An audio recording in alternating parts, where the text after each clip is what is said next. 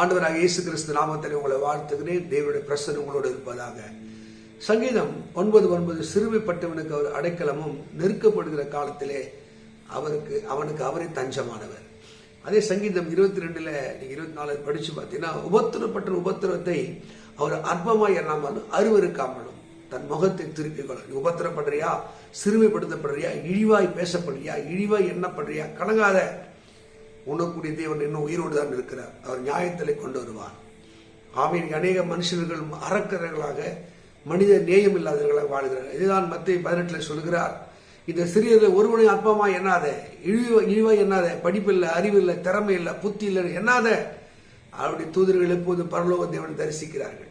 அந்த மாதிரி சாபத்தை குவிச்சு விடாதே. ஏழையை பார்த்து அற்பமா எண்ணாத, ஒரு தரித்திரை பார்த்து அற்பமா எண்ணாத.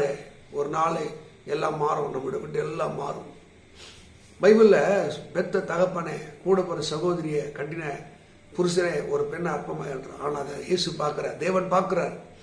ஆதியாகமம் புத்தகம் 29:31 பார்த்தீங்கன்னா, லேயால் அற்பமா எண்ணப்பட்டதை கர்த்தர் கண்டார். வாழ்க்கையில அந்த நிலைமை இருக்கா? உன்னை தேவன் பார்க்கிறார். உன் தலை உயர்த்துவார். அவர் தான் உனக்கு அடைக்கலம். லேயாளை மேன்மையாக வைத்தார், அவளை கணத்துக்குரிய பாத்திரமாக மாற்றினார். அதே தேவன் உன்னையும் மாற்றுவார். கலகாத. ஐயோ, எனக்கு காயப்படுத்துறாங்க, வேதனைப்படுத்த, என்னை ஏதோ ஒரு இழிவா சொல்றாங்க. ஒருவேளை சகோதரியை, உனக்கு குழந்தை இல்லையா, சகோதரன் உன் வீடு வாசல் உன்னை அற்பமா என்றாங்களா, ஒருவேளை படிப்பு, கவலைப்படாத. உன்னை காண்கிற தேவன் அவர் அடைக்கலமான தேவனா இருக்கிறார். லேயாள் தலையை உயர்த்தி அற்புதமான கோத்திரங்களை பெற்றெடுக்கிற ஒரு பாக்கியவதியாக தேவன் மாற்றினார். நீங்க பரிசுத்த வேதத்துல இன்னொரு மனிதனை பார்த்தா, யோசேப்பு. அவன் சிறுமைப்படுத்தப்படுகிறான். அவன்கிட்ட என்ன தப்பு இருந்துச்சுங்க? அவன் தனக்குள்ள ஒரு கிருபை இருக்கிறது, தரிசனம் இருக்குது, வெளிப்பாடு இருக்குது.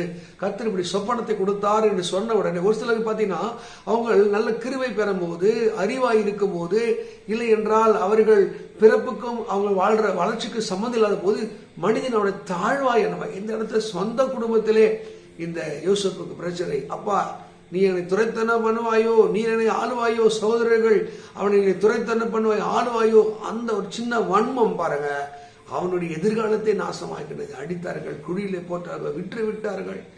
ஆனால் சிறுமைப்படுத்தப்பட்டவனுக்கு தேவனே அடைக்கலம். இந்த ஆண்டு உனக்கு தேவனே அடைக்கலமா இருப்பா. எந்த இடத்துல நீ சிறுமைப்படுத்தப்பட்டா, எங்கே அற்பமா என்ன, ஒருவேளை குழந்தை இல்லை, நல்ல வேலை இல்லை, நீ சிறுமைப்படுத்தப்படுகிறாயா, ஒருவேளை திறம்பட செய்ய தெரியல, சிறுமைப்படுத்தப்பட கலங்காத.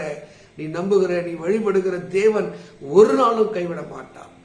யோசேப்பை தலையை உயர்த்தினான். யோசேப்போடு கர்த்தர் இருந்தார். அவன் காரிய சித்தி உள்ளவனாக மாறினான். உன்னோடு தேவன் இருக்கிறதை எல்லாரும் அறிந்து கொள்ளுகிற ஒரு காலம் வரப்போ. சிறுமைப்படுத்தப்படுகிறாயா, அற்பமா எண்ணப்படுகிறாயா? நீங்க யோசித்து பாருங்க.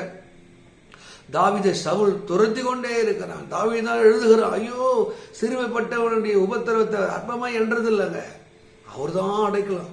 அவனை போல அங்க சிறுமைப்படுத்தப்பட்டு யாரும் கிடையாது. துரத்து அடிக்கப்படுகிறான், அவமானப்படுத்தப்படுகிறான். மனைவினால் அவமானம், மாமனாரால் அவமானம், செல்லுமிடமெல்லாம் அவமானம். ஆனாலும் ஆண்டவர் அவனுக்கு அடைக்கலமா இருந்தார். தாவீது வாழ்க்கை துவங்கும் போதே உன்னுடைய இதய கடினங்கள் தெரியும்.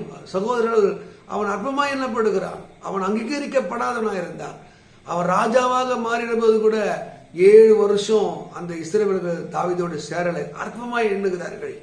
ஆனால் கர்த்தரோ அவன் தலையை உயர்த்தினார். கர்த்தரோ அவனை மேன்மையாக வைத்தார். கர்த்தர் உங்களை மேன்மையை வைப்பார். ஒரு காலம் உண்டு, அந்த காலத்தில் உங்களுடைய சிறுமையை அவர் காண்கிறவராக. நீங்கள் யாராலையும் அற்பமாய் என்ன தேவன் காண்கிறார். ஒரு கூட்டம் இருக்கதான் செய்யும், நம்மளை அடிமைப்படுத்தி, நம்மளை கீழாக எண்ணி, அற்பமாக எண்ணி, மிடுக்காக பார்க்கிற எண்ணம் உண்டு. தன் பார்வைக்கு ஞானியா இருக்கிற கூட்டம் உண்டு. எத்தனை நெடிப்பும் எத்தனை கர்வமான பார்வைகள் உண்டு. கலங்காதீர்கள். கர்த்தர் உங்களுடைய கண்ணீருக்கு தக்க பலனை தருவார். இந்த சங்கீதம் 9:9 படி தேவனே உங்களுக்கு அடைக்கலமாக இருப்பார்.